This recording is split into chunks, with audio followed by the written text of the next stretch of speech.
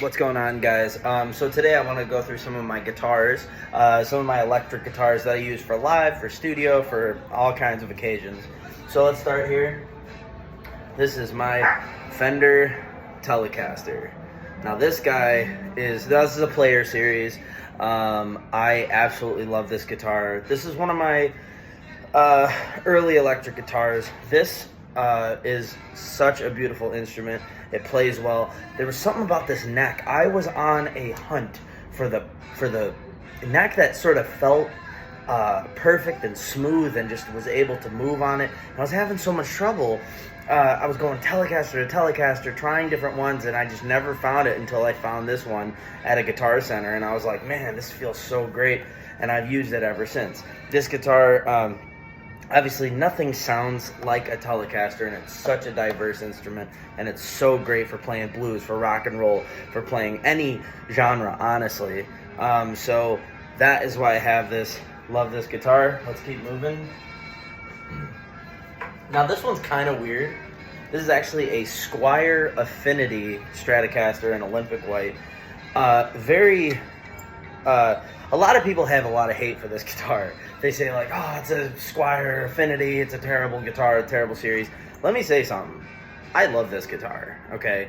Fantastic. The neck feels amazing. It's just such a beautiful instrument for me personally and for playing live. Of course, I have really light strings on this, so I can really get in there and dig in and bend and really have fun soloing. And it's my only Strat guitar. So sometimes, in a set, you need different sounds, for different songs. So I really wanted to get a Strat, and so this one I found, and I absolutely adore it. The only thing I might change in the future is I might change the pickups, because the rest of the guitar, I love the feel of it. It has that big fat 70s headstock, which took me a minute to sort of get used to, but I love it. It's really cool. Here's the thing, I was never a Strat guy because of where the volume was, because I was so used to playing Les Paul down here. I'm such a percussive player, and I would just keep banging in the volume control, and I always wished that I could move the volume somewhere else around the guitar. But truthfully, now I've taught myself sort of just to play up higher when I play this guitar, and absolutely have fallen in love with it, and it sounds great live. So let's keep going. Next up, I have my Gibson Classic. This is a translucent cherry Les Paul. I adore this guitar. Now this is what I'd probably say my most expensive electric guitar that I own. It is fantastic. It sounds amazing in the studio. It sounds amazing live. It looks great. It plays great. And of course, it holds tune really well, so the tuning is great. It has the Grovers on there, and here's the great thing about this, and I love Zebra coils, or Zebra pickups. It has coil splits, which is really, really cool, because when I'm playing live, I can get so many different sounds with this one guitar, different combinations, how I go about it. It's fantastic. But here was the problem. It's a real Gibson. It's expensive, and when I'm going around and I'm taking it to shows and I'm putting it in trucks and back and it's going all over the place, I got really nervous about this guitar, and I didn't want anything to happen to it much live. So I decided to go out and we got this guitar, which also has the coil splitting, but this is a Epiphone Classic as well, with the Grover tuners as well, and it's fantastic, and it does just about the same job that does, the Classic does, and it looks great. I mean, I love the feel of it. The neck is wonderful.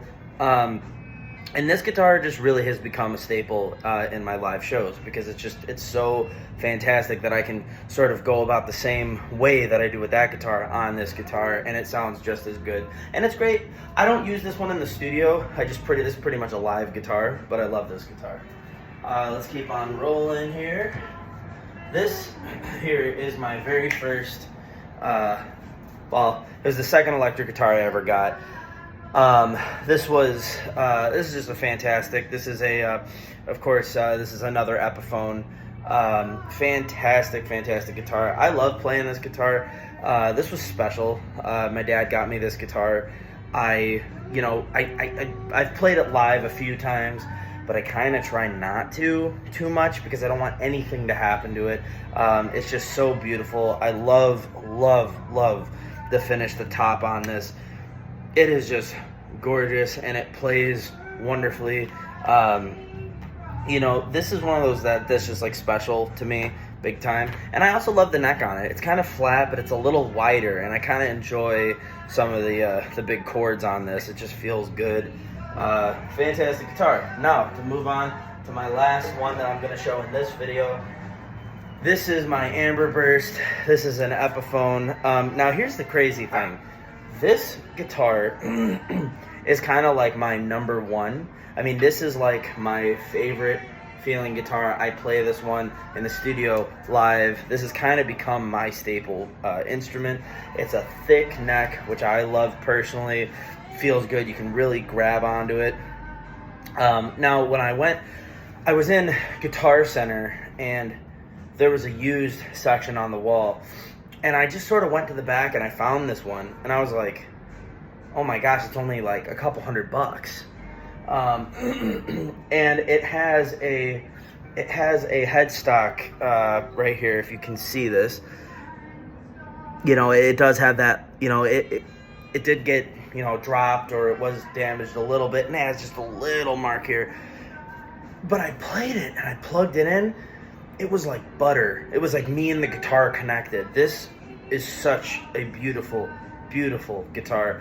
I looked it up, on the serial number up here, and I couldn't find it, or something's really weird. I wish so. Someone in the comments, if you could tell me, what Epiphone guitar is this? Because it is, to me, fantastic, guys. It's a Epiphone standard. Nice, big, thick neck, kind of like that 50s sort of style. Love this guitar. Guys, I do have a couple more guitars, but I'll get to that in a later video. Of course, I'll discuss my acoustic guitars in the next video. But I just wanted to talk here on Gear Talk and just sort of let you know what I've been playing with. So, all right, guys, I'll talk to you later.